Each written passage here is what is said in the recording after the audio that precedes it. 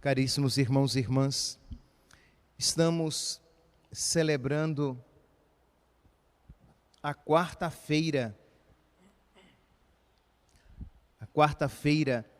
da quinta semana da Quaresma.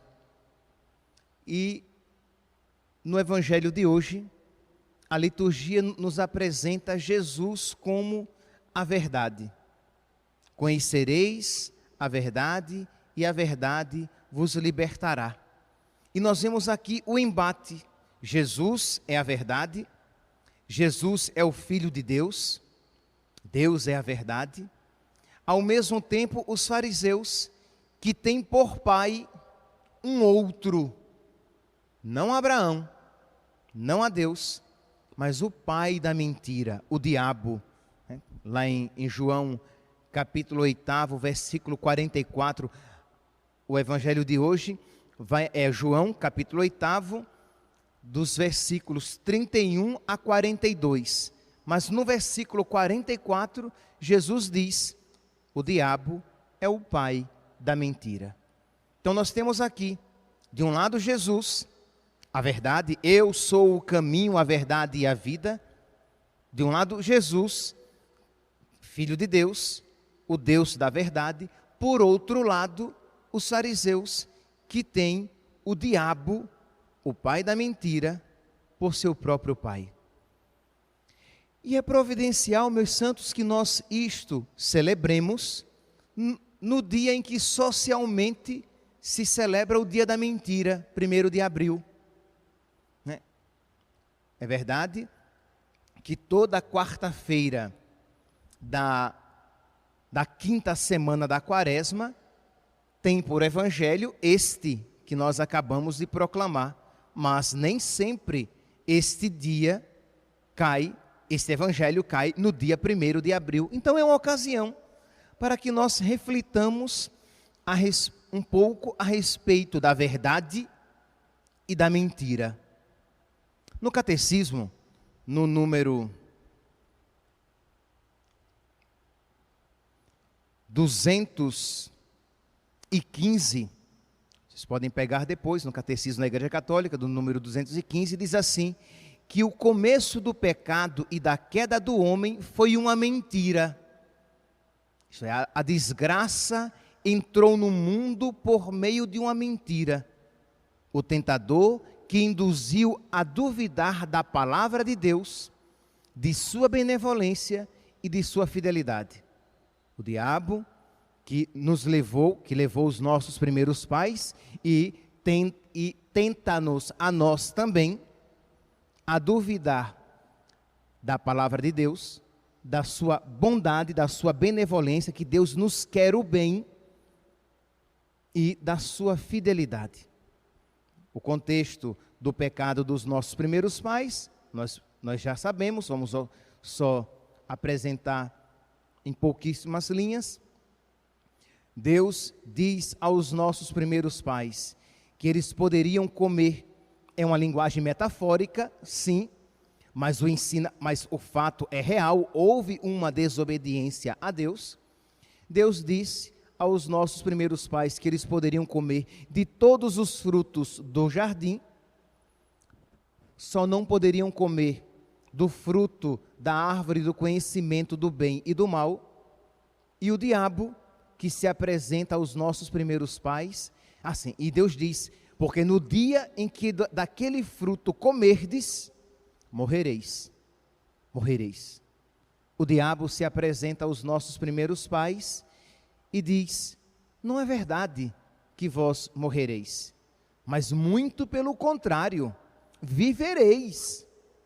Não é verdade que se comerdes daquele fruto, aquilo vos fará mal, mas muito pelo contrário, vos fará bem, e um bem muito grande. Sereis como deuses. E meus irmãos, nós vemos que ainda hoje esta realidade continua acontecendo. Isto é, esta luta interior entre Deus e o diabo. Deus que nos mostra todos os motivos de que Ele é fidedigno, de que ele é verdadeiro, de que ele não engana e nem se engana. Catecismo, número, vocês podem pegar depois, número 2482. Primeiro, que a mentira consiste em dizer o que é falso com a intenção de enganar. E em 2483, a mentira é a ofensa mais direta à verdade. Mentir é falar ou agir contra a verdade para induzir ao erro. Pois bem, então, nós temos a Deus que nos mostra o caminho da verdade e o diabo que quer nos induzir ao erro, mas apresentando-nos como algo bom, como algo positivo, como algo benéfico, enquanto Deus diz que o pecado nos levará à morte, que o pecado nos levará à escravidão, o diabo diz que o pecado nos dará uma vida verdadeiramente feliz, uma vida verdadeiramente livre. Meus irmãos, nós não precisamos pensar muito. Olhemos para o nosso mundo atual e nós veremos que é exatamente isso o que se apresenta. Enquanto a palavra de Deus, há 2000 anos, isso pegando apenas o Novo Testamento, tá? Nós podemos pegar o Antigo Testamento também, mas pegando apenas o Novo Testamento, a palavra de Deus, há mais de 2000 anos, que nos ensina, por exemplo, de que o homem foi feito para a mulher e a mulher para o homem. E o mundo, o diabo, ensina de que o homem e a mulher podem, sexualmente falando, podem dispor dos seus corpos como bem lhes aprouver. De que, embora fisicamente eles se pareçam homem, mas não são homem, pode ser mulher. Embora ela fisicamente se pareça mulher, ela pode ser homem. Ou ela pode nem ser homem, nem ser mulher. Ser aquilo, o que quiser. E o que é que ela quer ser? Não sei. E isso que eu apresento desta maneira clara, rasgada, isso é apresentado com um caráter científico, com um caráter fidedigno, e ai daquele que ousar dizer diferente, porque poderá ser até mesmo punido pelas leis civis, porque não é verdade de que porque nasceu homem, ele será sempre homem, ou que se nasceu mulher, será sempre mulher. Afinal de contas, cada um é o que quer ser. E nós temos que, entenda, quando eu digo isso, que cada um viva segundo a sua cabeça e depois responda isso diante de Deus. Mas o problema é ainda maior quando a lei e o Estado querem incutir na nossa mente e fazer que a nossa inteligência aqueça, aceite tal coisa como verdadeira. Isto é, ai dos tempos, diz a palavra de Deus, quando se disser ao bem, mal, e ao mal, bem. Isto é, ai dos tempos em que nós chamarmos o que é verdadeiro de mentira, e o que é mentiroso de verdade. E nós estamos, meus santos, nestes tempos, em que as pessoas que querem legalizar, e já legalizaram, que querem legalizar o aborto e o apresenta como algo bom, como um direito da mulher de matar uma criança que não é extensão do seu corpo, que é um outro ser. Mas aquilo ali é bom, é benéfico, é libertador, e as pessoas nem sequer, por honestidade, falam dos traumas terríveis que se causa numa mulher quando ela mata o seu próprio filho no seu ventre, mas apresenta aquilo como bom. Ruim será ter a criança, não, mas matar é libertador, é um direito. E isso vai sendo incutido na nossa mente, na nossa inteligência, que as pessoas vão crescendo e não vão mais tendo aqui, elas não se escandalizam mais com aquela realidade, porque ela se tornou banal.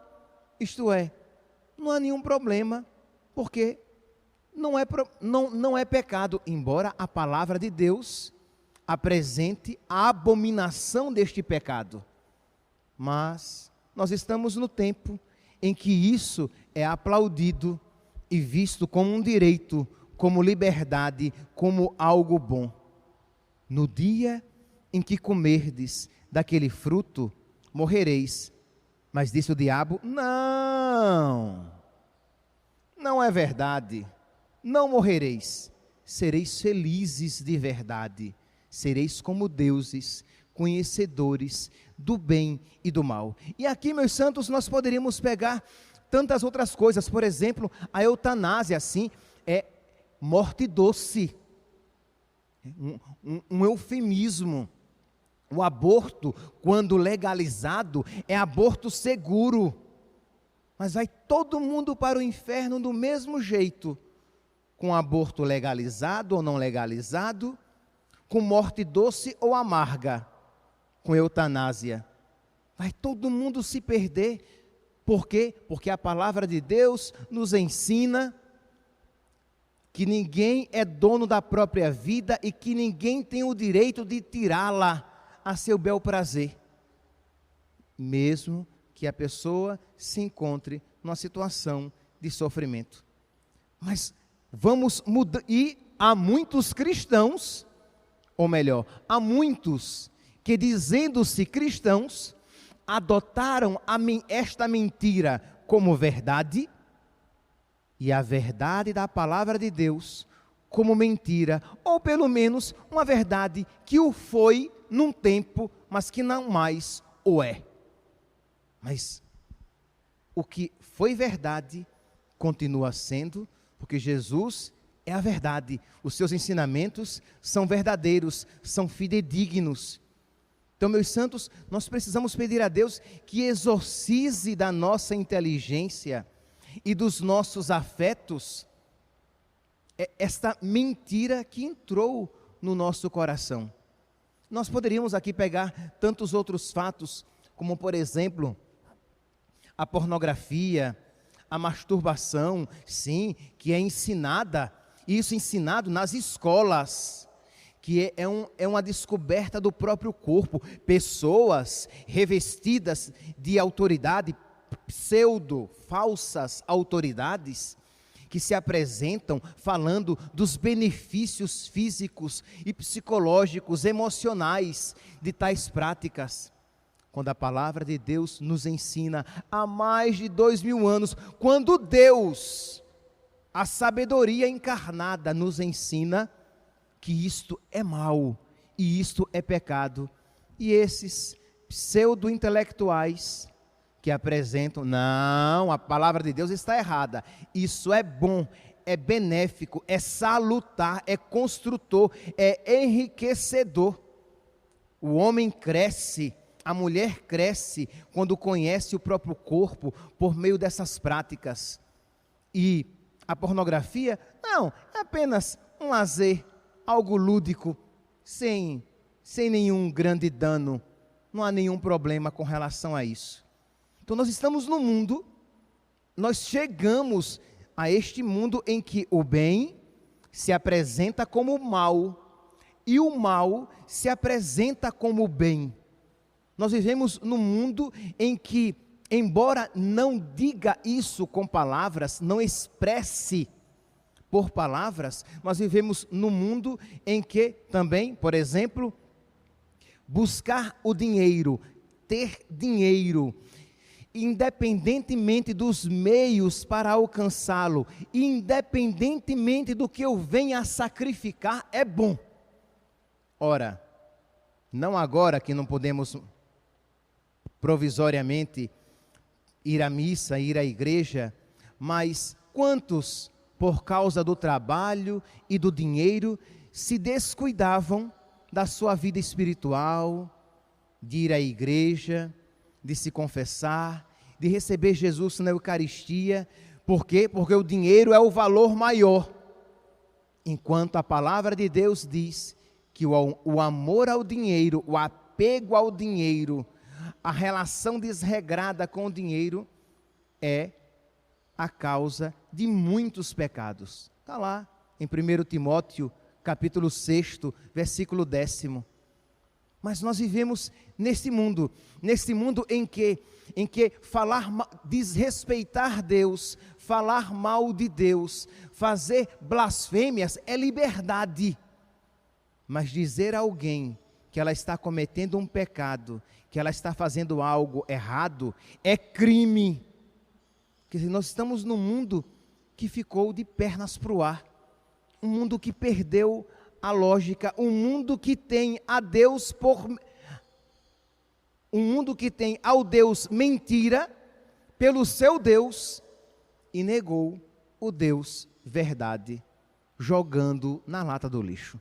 Então esta palavra que nós ouvimos hoje, em que Jesus diz aos fariseus, João capítulo 8, versículo 37, bem sei que sois descendentes de Abraão, no entanto, procurais matar-me, porque a minha palavra não é acolhida por vós. O mundo hoje ainda procura matar Jesus e os seus ensinamentos, porque os seus ensinamentos não são mais acolhidos, não são mais agradáveis. Continua, eu falo o que vi junto do meu Pai, e vós fazeis o que ouvistes do vosso pai. Esta palavra de Jesus para os fariseus é uma palavra atual para o mundo atual. Continua, versículo 41, vós fazeis as obras do vosso pai, não as obras do meu pai, as obras da verdade. Meus irmãos, nós precisamos pedir a Deus então que ponha no nosso coração esse amor à verdade e tire do nosso coração todo o engano, toda a mentira, toda a tentação de não acolher a verdade, porque nem sempre a verdade é simpática. A verdade nem sempre é simpática, a verdade nem sempre é agradável de se ouvir. A verdade, ela é libertadora, a liberdade nos fará o bem, a verdade é libertadora, a verdade nos fará o bem, a verdade nos dará a vida, mas nem sempre a verdade será facilmente digestível. Digerir a verdade, aceitar a verdade, alimentar-se com a verdade, nem sempre será fácil, mas precisamos pedir a Deus que coloque nos nossos corações amor à verdade, que queiramos conhecer a verdade e viver de acordo com a verdade. Por exemplo, apenas um exemplo, que eu conversava com uma pessoa a esse respeito, essa pandemia pela qual estamos passando. Eu já falei isso a vocês e eu repito novamente, eu acredito profundamente de que isto é um castigo de Deus, é uma correção de Deus, é uma repreensão de Deus. Ah, padre, mas eu não gosto dessa palavra castigo.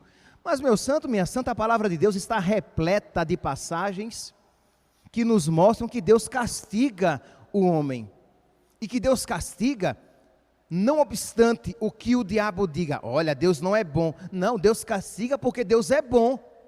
Deus castiga porque Deus nos ama. Deus castiga aqueles a quem ama. É isso que Deus, verdade, nos diz. Mas o que é que o mundo diz? Não, se Deus castiga não é bom.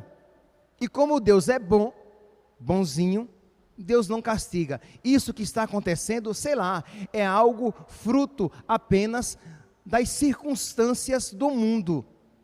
Mas eu pergunto, e este mundo? Quem é o Senhor deste mundo? Que afinal de contas nós não somos deístas. Nós cristãos não dizemos que Deus criou o mundo e o deixou à sua própria sorte, guiado pelas suas próprias regras.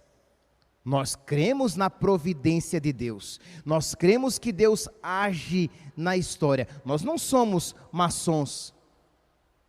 A maçonaria é deísta. Os cristãos católicos creem na intervenção de Deus na história. Deus é Senhor da história. Deus age, Deus muda, Deus intervém.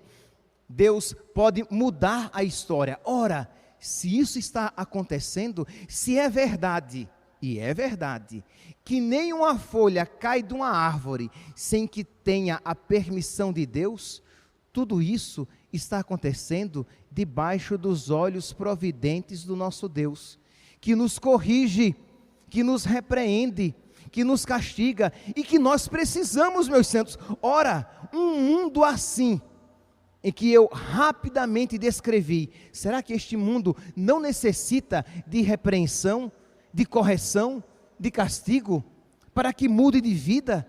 Esse mundo que resolveu viver independentemente dos mandamentos de Deus. Este mundo, e na palavra mundo, eu insiro também os cristãos católicos, que resolveram viver segundo a sua cabeça. Isto é, a palavra de Deus ensina uma coisa, mas para mim não é assim. Quantos católicos não iam à missa aos domingos? Quantos? Muitos. E nem perdiam o sono por isso. Quantos católicos, casais, tomavam anticoncepcional, mesmo sabendo o ensinamento da igreja, e nem perdiam o sono, e ainda alguns tinham a ousadia, a temeridade de entrar na fila da comunhão e receber Jesus, porque para mim isso não é pecado. E você é Deus por acaso? Quer dizer, não estou nem aí. Quantos católicos acessando a todos os tipos de página, não explicitamente pornográficos, mas realidades indecentes. Por exemplo, se você liga uma novela da Globo, já é o suficientemente, eu cito aqui Globo apenas como exemplo, suficientemente indecente, pessoas vestidas de uma maneira imoral, uma linguagem imoral, exemplos imorais, e as pessoas nem sequer perdiam um sono. Músicas que ouviam, danças que lhe eram sugestionadas e que às vezes até ensinavam os próprios filhos a dançar. Mas se essa pessoa parasse e se perguntasse, mas será que isso agrada a Deus? Se ela tivesse o mínimo de consciência religiosa, ela saberia, isso não agrada a Deus. Mas não vou nem pensar nisso. Quer dizer, é claro que nós precisamos de correção. E ainda há aqueles que, caindo num total e completo paganismo, diz, não, isso que está acontecendo é apenas a revolta da mãe terra, triste com os males que lhe foram cometidos. Aí, meu santo, acabou, né? Se já não é mais Deus, é a mãe terra, é a Pachamama que está revoltada e nos castigando, aí acabou, eu não tenho nem mais o que falar. Meus santos, Deus criou todas as coisas. E se nós vemos tudo isso acontecendo, é porque Deus amorosamente está nos castigando, está nos repreendendo, para que nós nos convertamos e mudemos de vida. Apenas para terminar, porque a vontade era falar muito mais, mas tudo bem. Para terminar, depois, pegue lá o livro do Apocalipse, pegue os capítulos 6 ao capítulo 11, inclusive, e leia, e reflita. Rapaz, mas eu não gosto não, que eu fico com medo. Meu santo, primeiro, você não tem que ter medo, porque embora nós estamos dizendo aqui que Deus nos castigue, que Deus nos repreende, que Deus nos corrija, que Deus nos corrige, Deus tudo isso faz por amor. E se nós nos agarrarmos com Deus, tudo isso concorrerá para o nosso bem. Se nós tivermos a marca de Deus, não da besta, se nós tivermos a marca de Deus na nossa fronte, nós passaremos por tudo isso e tudo isso concorrerá para o nosso crescimento espiritual, mas precisamos estar com Deus. Pois bem, se você pegar lá, vou ler aqui apenas um trechinho, mas se você pegar desde o capítulo 6 ao capítulo 11, você verá Essa, em linguagem figurada, sim, nós não compreendemos claramente em que isso signifique, com toda a sua extensão, mas Deus falando o quê? Todas as pragas e tudo aquilo que Ele enviará sobre a terra. A verdade é, padre, mas o livro do Apocalipse, quando foi escrito, ele foi escrito tendo um sentido histórico na época. Então, sim, também, porque a igreja nunca deixou de lê-lo em sentido escatológico também. Isto é, fala a respeito de realidades que estavam acontecendo, mas também se refere a respeito de realidades que virão a acontecer. Então, meus santos, isso... padre, quer dizer então que isso que nós estamos vivendo já são as pragas do fim dos tempos? Não, meus santos, apenas a preparação. As pragas serão bem maiores. As pragas serão bem mais fortes. O sofrimento será bem maior. Agora é apenas um elixir. Agora é apenas uma dose homeopática para que nós nos convertamos e nos voltemos para Deus. Lá no capítulo 8, vou citar aqui uns versículos e termino. No capítulo 8 do livro do Apocalipse, diz que quando o anjo toca a primeira trombeta, a saraiva e o fogo misturados com sangue foram lançados à terra. Queimou-se 1/3 da terra, 1/3 das árvores e toda a erva verde. O segundo anjo tocou. Caiu então no mar como que grande montanha, ardendo em fogo, transformando-se em sangue 1/3 do mar. Morreu 1/3 das criaturas que estavam no mar e pereceu 1/3 dos navios. O terceiro anjo tocou a trombeta. Caiu então do céu uma grande estrela a arder, como um facho. Caiu sobre a 1/3 dos rios, sobre a 1/3 das fontes. O nome da estrela era Absinto. O quarto anjo tocou e foi atingido 1/3 do sol. E aí vai. Depois, um pouco antes, os cavaleiros, os cavalos a quem foram dados poder. Tudo isso enviado por Deus. Aí o diabo diz, está vendo? Deus não é bom. Ou então, está vendo? Isso não pode ser verdade. E a verdade é, Deus faz tudo isso amorosamente para a nossa conversão, para que nós nos convertamos. Meus santos, peçamos a Deus, mas peçamos a Deus de verdade, na nossa oração hoje, amanhã e depois, que Ele exorcize dos nossos corações toda mentira. Que Ele arranque dos nossos corações tudo aquilo que não for amor à verdade. Peçamos a Deus que Ele nos ajude a querer conhecer a verdade, a amar a verdade, mesmo que não seja fácil, mesmo que exija esforços da nossa parte.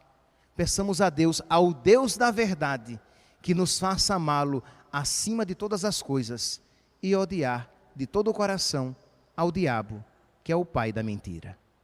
Louvado seja nosso Senhor Jesus Cristo. Para sempre seja louvado.